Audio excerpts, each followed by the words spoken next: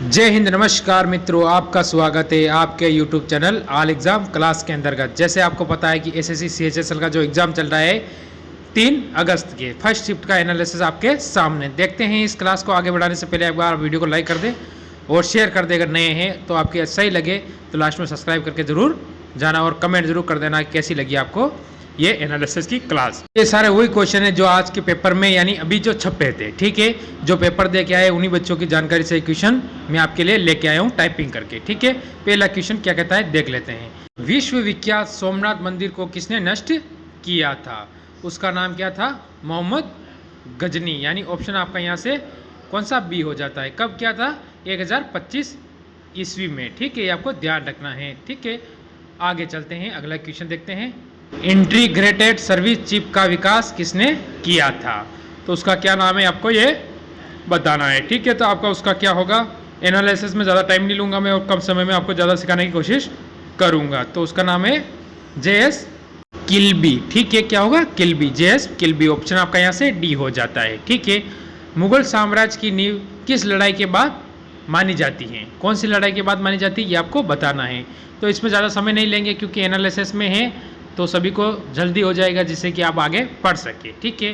तो वो होगा पानीपत की प्रथम लड़ाई। यानी ऑप्शन आपका यहाँ से हो जाता है ए। और कब हुई थी? 1526 में। किसके बीच में? बाबर और लोधी, यानी इब्राहिम लोधी या लोधी कह सकते हो आपसे, ठीक है। डायरेक्ट लोधी ले लो, ठीक है।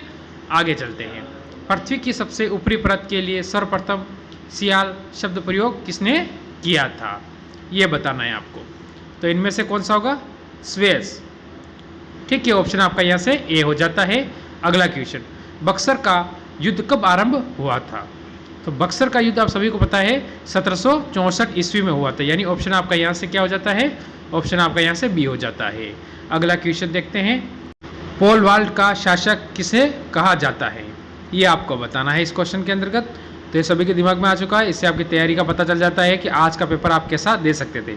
सगेई बुबुका, ठीक है। ऑप्शन आपका यहाँ से बी हो जाता है। अगला क्वेश्चन देखते हैं, क्या कहता है। निम्नलिखित में से किस खेल की टीम में महिला तथा पुरुष दोनों खिलाड़ी होते हैं? तो कौन सी में होते हैं ये बताना है आपको, ठीक है। उसका नाम होगा कार्फ बॉल, ठीक है। ऑप्शन आपका यहाँ से सी हो जाता है। अगला क्वेश्चन देखते हैं। भारत की प्रथम पूर्णतः रंगीन फिल्म कौन सी है?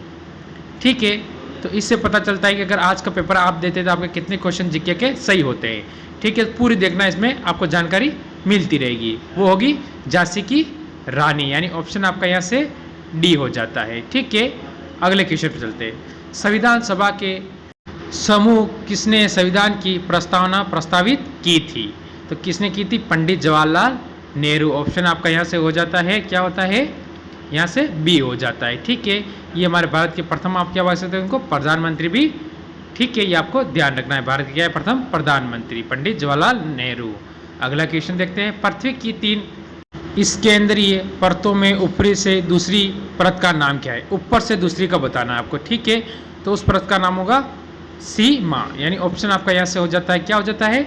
ऑप्शन आपका यहाँ से बी हो जाता है, ठीक है। अगला क्वेश्चन देखते हैं। शिवाजी के प्रशासन में पेशवा किसे कहा जाता था? ये क्वेश्चन आप मेरे को कमेंट करके बताओगे। समय ज़्यादा मैं आपसे नहीं लूँगा, ये हिस्ट्री का क्वेश्चन है, इसको आपको आना ही चाहिए। अगला क्वेश्चन देखते हैं। इंटरनल इंडिया किसकी रचना है? इंटरनल इंडिया रचना किसकी ये आपको बतानी है। ये होगी श्रीमती इंदिरा गांधी। यानी आप भारत की क्या है? प्रथम क्या है भारत की प्रथम? बताओ रे। प्रथम महिला प्रधानमंत्री, ठीक है। प्रथम महिला, या महिला नहीं, अपनी प्रधानमंत्री बोल दो आप तो भाई। महिला में इंदिरा गांधी आ जाएगी तो प्रधानमंत्री महिला ही होती है प्रथम, ठीक है। ये आपको ध्यान रखना है। महिला भी लिख देता हूँ मैं। आगे चलते हैं, देखते हैं। यूनेस्को के मिशेल बेटिस पुरस्कार 2023 से किसे सम्मानित किया गया है? उसका नाम बताना है आपको, किसको सम्मानित किया गया था, ठीक है। तो कौन सा होगा वो इन 4 में से? तो उनका नाम होगा जगदीश बाक्कन, ठीक है। ऑप्शन आपका यहाँ से क्या हो जाता है? यहाँ से ए आपका बिल्कुल सही और सटीक उत्तर बन जाता है। अभी तक आपके कितने सही हुए हैं? संयुक्त राष्ट्र सुरक्षा परिषद ने अस्थायी सदस्य के रूप में कौन कौन सा देश चुना गया है? तो आपको ये पता होना चाहिए कि जो ये ऑप्शन में आपको 3 देश दिख रहे हैं, ठीक है। कौन सा अस्थायी, जो स्थायी नहीं हो वो होगा उपयुक्त सभी। यानी इन तीनों देशों का नाम उसमें है, ठीक है। ऑप्शन डी हो जाता है।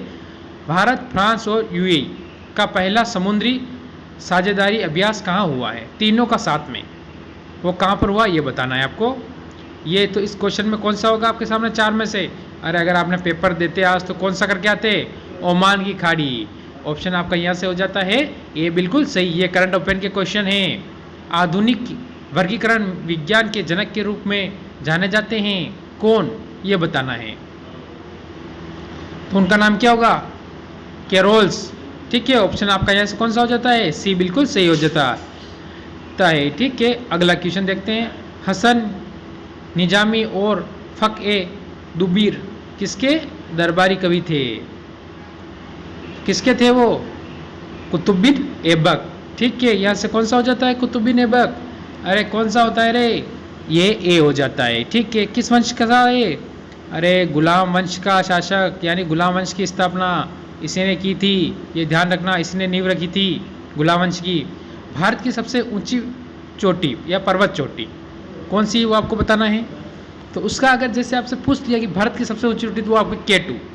ठीक है, माउंट K2 होगी। ऑप्शन आपका यहाँ से सी बिल्कुल सही हो जाता है। अगर आपसे पूछ ले वास्तविक, क्या पूछ ले आपसे? जैसे माउंट एवरेस्ट तो विश्व की सबसे ऊंची है, ये आपको पता ही है, इसमें कोई आपका डाउट वाली बात नहीं है। ठीक है, पर अगर भारत की वास्तविक पूछ ले आपसे कि वास्तविक कौन सी है, तो वास्तविक जो अभी भारत के कब्जे में है, तो उसका नाम है कंचनजंगा, जो सिक्किम राज्य के अंतर्गत है। ये कल पूछी गई थी कंचनजंगा के बारे में, कल वाली शिफ्ट में।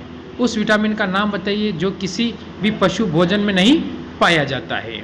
तो किसी भी पशु भोजन में नहीं पाया जाने वाला, तो उसका नाम होगा विटामिन सी, यानी ऑप्शन आपका यहाँ से बी बिल्कुल सही और सटीक उत्तर बन जाता है। निम्नलिखित में से कौन सी धातु कमरे के तापमान पर तरल रूप में रहती है? वो होती है पारा, जो कमरे के ताप पे क्या हो जाती है? तरल, यानी नर्म हो जाती है। ठीक है, तो कितने सही हुए आपको? अगर आज आपके अगर पेपर देते तो आपके कितने नंबर आते, ये मेरे को कमेंट करके ज़रूर बताएंगे। इसी के साथ इस क्लास को हम यही विराम देंगे। जय हिंद, जय भारत।